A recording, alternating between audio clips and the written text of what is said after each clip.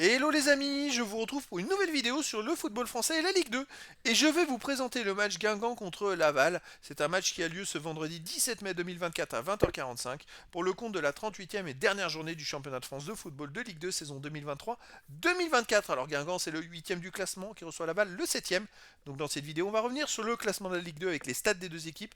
On verra également les meilleurs buteurs et passeurs de Ligue 2 ainsi que tous les résultats et stats de tous les matchs joués de toutes compétitions confondues depuis le début de la saison par Guingamp et Laval. Et on terminera par les compositions d'équipe et tactiques éventuelles, ce qui nous permettra d'avoir une idée, une tendance à ce match. Alors pour ceux qui souhaitent voir ce match à la télé, sachez que vous pouvez le voir sur Prime Video. Alors au classement, on a donc Guingamp qui est 8ème avec 51 points en 37 matchs, 13 victoires, 12 nuls, 12 défaites, 44 buts marqués, 39 encaissés, plus 5 de différence de but. Bon, ils n'ont plus rien à jouer. Ils ont 6 points de retard sur le 5ème, qui est barragiste pour la montée en Ligue 1, donc plus rien à espérer dans ce championnat. Laval de son côté est 7ème avec 52 points en 37 matchs, donc ils ont un point de plus que Guingamp. Et ils ont 14 victoires, 10 nuls, 13 défaites, 39 buts marqués, 45 encaissés, moins 6 de différence de but. Alors ils sont bien classés pour un goal average négatif. Et donc ils ont un peu raté leur fin de saison, leur dernier tiers de saison, puisqu'ils ont longtemps été, ils ont été premiers du classement au début de championnat. Après ils ont longtemps été dans les 3 premiers, après dans les 5, et puis dernièrement ils se sont un peu effondrés pour sortir de la zone de barragiste. Donc c'est un peu dommage pour Laval. Et donc il termine la saison sans enjeu. Au niveau des meilleurs marqueurs, pour Guingamp, on a Loisani avec 11 buts, Guillaume 8, Merguem et Sagna 5, Picard 3. Pour Laval, Chokunte est à 8, Pagis, Bobichon, Lascari et Cherny avec 4 buts. Pardon. Pour les meilleurs passeurs, pour Laval, on a Vargas avec 8, Roy 4, Lascari 3, Sana 2 et des joueurs à une passe. Et pour Guingamp, on a Sagna et Loisani avec 4, Picard 3, Guillaume et Sivis avec 2 passes décisives.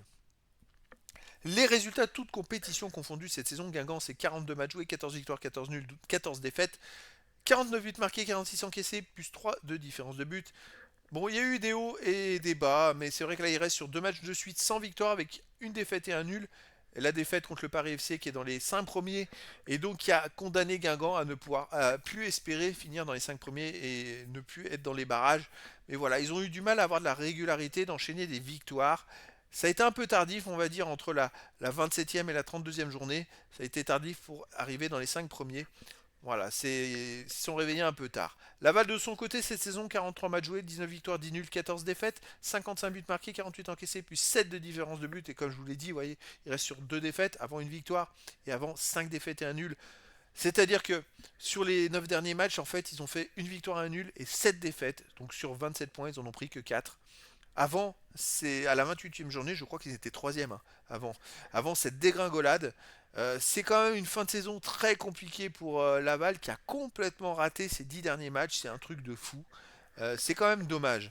Alors à domicile, Guingamp reste sur 4 matchs de suite sans victoire avec 2 nuls et 2 défaites. Ils ont beaucoup de mal à domicile. Avant, il y a eu quelques victoires, mais avant, beaucoup de mauvais résultats aussi. C'est compliqué pour eux. Laval à l'extérieur reste sur 4 matchs de suite sans victoire avec 3 défaites d'affilée et 3 défaites sans marquer de but. C'est presque de pire en pire cette fin de saison.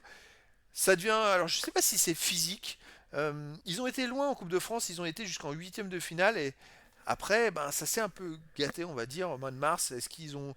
Il y avait des clubs qui avaient recruté à la trêve, qui ont eu plus de joueurs, qui ont un meilleur effectif, qui terminent plus frais. Eux, ils ont peut-être pas fait tourner l'effectif correctement. Bah voilà, ils ont du mal à terminer cette saison.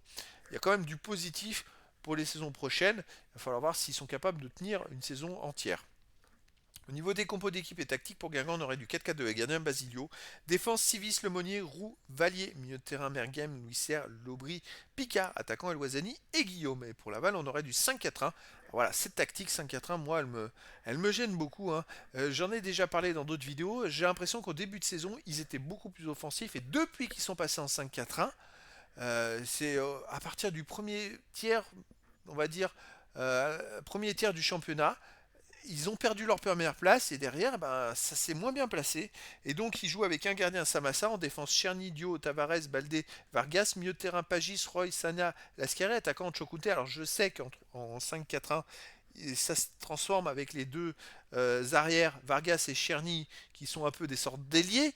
Mais finalement, est-ce que c'est pas la mauvaise tactique pour eux? C'est la bonne question. En tout cas, voilà. Le match à Guingamp, bah, il n'y a plus d'enjeu. Pour Guingamp, s'ils gagnent, ils peuvent passer devant Laval au classement.